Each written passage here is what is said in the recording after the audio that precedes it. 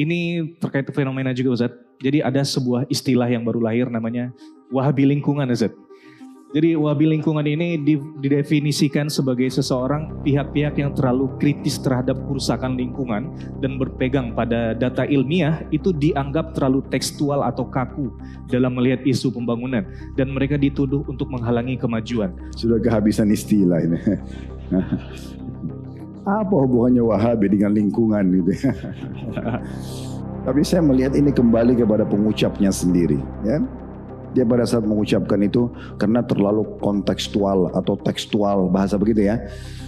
Seakan-akan memang teman-teman kita yang membela supaya tetap mempertahankan keasrian bumi, tumbuh-tumbuhan. Ini berarti kontekstual sekali atau tekstual sekali sehingga tidak mengikuti perkembangan. Ini sebenarnya ini sedang membahasakan tentang diri si pengucap itu. Berarti dia tidak peduli dengan hal-hal semua ini. Ya kan gitu. Harusnya kan orang peduli. Mana yang harus dikelola, mana yang tidak boleh dikelola, mana yang harus dibiarkan. Allah Subhanahu wa Ta'ala ciptakan seperti itu.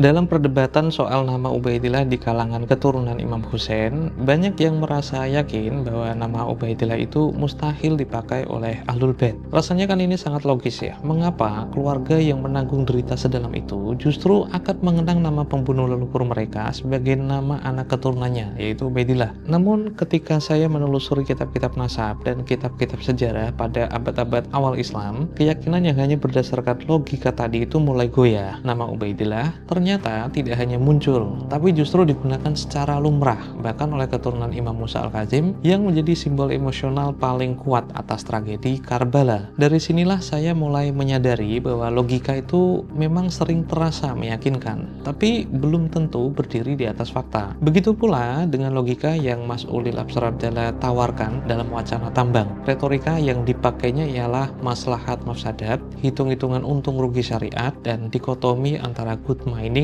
versus bad mining. Retorika ini kawan-kawan terdengar logis di permukaan, seakan-akan ada kalkulasi moral presisi yang otomatis itu menyejahterakan warga. Tapi apakah benar kalkulasi ini berbicara untuk rakyat kecil atau hanya indah di logika saja seperti logika Ubaidillah tadi? Apakah data di lapangan benar-benar mendukung klaim maslahat ini atau justru menyimpan ironi yang menunggu untuk dibongkar? Video ini dibikin untuk alasan sederhana bahwa ada survei nasional yang dikerjakan oleh PPIM UIN Jakarta dan mengungkap sebuah ironi. Mayoritas Muslim Indonesia itu percaya bahwa perubahan iklim itu nyata. Jumlahnya pun signifikan, hampir 70%.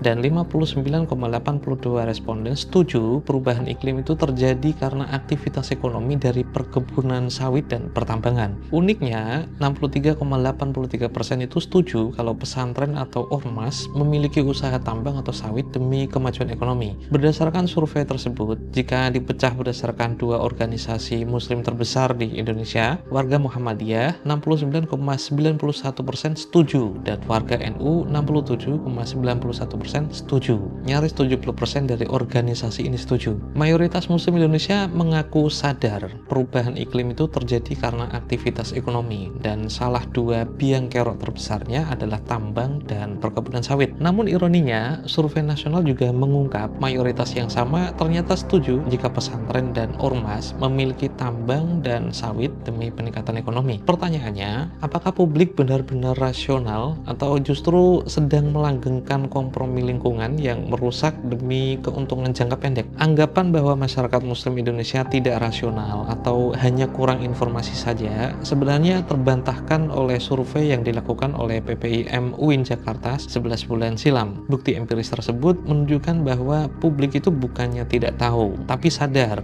Lalu secara sadar, mereka memilih untuk menoleransi, bahkan mendorong praktik yang mereka akui merusak lingkungan. Namun, fakta ini sekaligus mengandung ironi. Jika benar masyarakat muslim di Indonesia sudah rasional dan tidak kekurangan informasi akan bahaya di masa depan, seharusnya ada tekanan kolektif pada perubahan arah ekonomi dan ekologi, bukannya justru mendukung bisnis yang mereka tahu bahwa ini berbahaya, yaitu tambang. Jadi publik muslim Indonesia sebagaimana terpotret dalam survei 11 bulan silam secara sadar dan sistemik menormalisasi kompromi lingkungan. Jadi mereka kan tahu bahayanya, tahu siapa pelakunya, namun tetap mendukung. Akhirnya apa yang seharusnya menjadi rasionalitas itu berubah menjadi rasionalisasi. Inilah ironi sosial paling telanjang dari era krisis iklim ya. Mereka itu bukannya minim pengetahuan, tapi ternyata berlimpah pembenaran. Sementara lingkungan rusak, kompromi kolektif masyarakat itu jadi mesin pengulangan bencana. Dan salah satu rasionalisasi sekaligus pembenaran itu mungkin terwakili dari klaim-klaim yang diulas oleh Mas Ulil tepat setahun setelah survei tersebut dirilis. Setelah menonton utuh videonya, Mas Ulil ternyata bukan mengurai paradoks tersebut,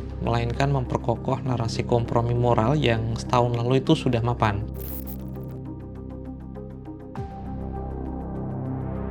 Di Kompas, Mas Ulil menegaskan bahwa pertambangan itu sendiri menurut beliau baik. Yang tidak baik itu cuma satu, yaitu bad mining atau pertambangan buruk. Kedengarannya cukup logis dan sangat moderat, seolah-olah masalah itu cukup diatasi dengan standar tinggi. Tapi fakta lapangan ternyata tak seindah retorika itu. Laporan 2025 menunjukkan 23% lahan bekas tambang itu berhasil direklamasi. Walhi mencatat 78% perusahaan itu menunggak atau tidak mematuhi rencana pemulihan. Celah hukum akhirnya lebih lebar di pulau-pulau kecil dan kawasan konservasi, yaitu ruang yang justru dikejar investor karena deposit nikel bernilai tinggi. Dengan kata lain, good mining itu hampir selalu berhenti di papan presentasi, sementara kerusakan permanen menjadi norma di lapangan. Ketika publik sudah sadar tentang risiko ini dan tetap mendukung ormas menggali tanah mereka, pembenaran moral seperti inilah yang menyediakan kenyamanan batin mereka. Kekhawatiran saya, kerusakan di luar sana dianggap sekadar akibat sedikit oknum, bukan kekeliruan sistemik. Mas Ulil menyamakan penolakan total tambang di kawasan sensitif dengan wahabi lingkungan, yaitu sikap yang ekstrim, konvensional, dan hitam putih. Padahal posisi lawan bicaranya, yaitu Greenpeace dan juga Walhi itu cukup jelas, menolak pertambangan di Raja Ampat karena status pulau kecil, kerentanan terumbu karang, dan undang-undang yang melarang tambang di kawasan seperti itu, bukannya menolak seluruh kegiatan tambang di Indonesia. Retorika ekstremisme yang diselorohkan oleh Mas Ulil itu menciptakan false equivalence, yaitu seakan-akan pilihan publik itu cuma ada dua, mendukung tambang apa adanya atau menjadi fanatik anti pembangunan. Jika kita kembali ke survei tadi, justru menunjukkan kebalikannya. Masyarakat sebenarnya itu kan mampu berpikir nyaris akademik tentang sebab akibat kerusakan, namun menghentikan rasionalitas itu di pintu aksi. Jadi menempelkan stempel Wahabi dan sikap kehati-hatian ilmiah membuat ambang moral itu makin rendah untuk menerima kompromi. Kendatipun saya memahami maksud dari Mas Ulil untuk Wahabi lingkungan, tapi pada dasarnya praktik mereka itu bisa disebut konservatif yang ilmiah dan akademik. Tidak seperti bayangan orang-orang yang selalu mengira perhitungan saintifik mereka itu tidak bisa diuji secara empiris. Mas Ulil mengklaim bahwa larangan tambang nikel bakal merugikan jutaan orang karena akses energi terganggu. Data ISDM tahun 2024 cukup tegas. Listrik nasional itu masih didominasi batu bara dan gas. Nikel diperlukan terutama untuk baterai kendaraan listrik yang diekspor. Kontribusi nikel Raja Ampat hanya 2-3% dari cadangan nasional. Angka-angka ini sama sekali tidak menempatkan kawasan cagar alam ini sebagai tulang punggung energi rakyat. Sementara di sisi lain, BPS Papua Barat Daya tahun 2024 itu menunjukkan pariwisata Raja Ampat menyetor pendapatan asli daerah sekitar 150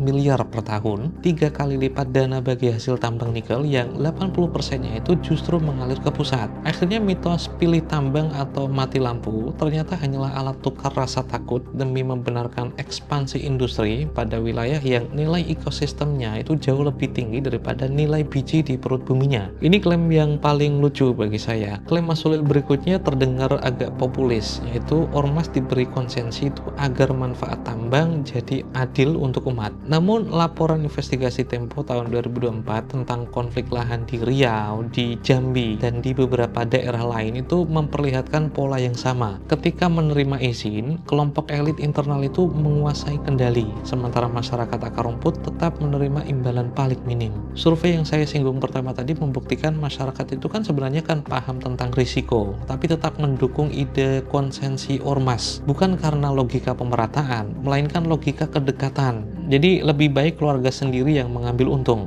Retorika pemerataan via ormas hanyalah pergantian logo pada skema akumulasi lama dari korporasi swasta ke oligarki berbaju agama. 4 klaim Mas Ulil di atas mengokohkan kondisi faktual bahwa publik Muslim Indonesia itu tidak kekurangan pengetahuan, mereka hanya kelebihan pembenaran. Survei tadi mendokumentasikan fenomena yang dalam bahasa akademik itu disebut knowledge without change, yaitu kesadaran tinggi atas dampak tapi rendahnya dorongan untuk bertindak. Mas Ulil alih-alih menantang jurang itu justru menguatkannya, menaburkan kata-kata seperti good mining, melabeli penolak tambang secara ekstrim sebagai wahabi lingkungan, menakut-nakuti dengan krisis energi, dan menawarkan konsensi ormas sebagai obat mujarab pemerataan. Seperti logika tentang nama Ubaidillah yang tampak masuk akal tapi runtuh di hadapan fakta sejarah, begitu pula bagi saya narasi yang disusun oleh Mas Ulil. Logis, indah di permukaan, tapi rapuh saat diuji data.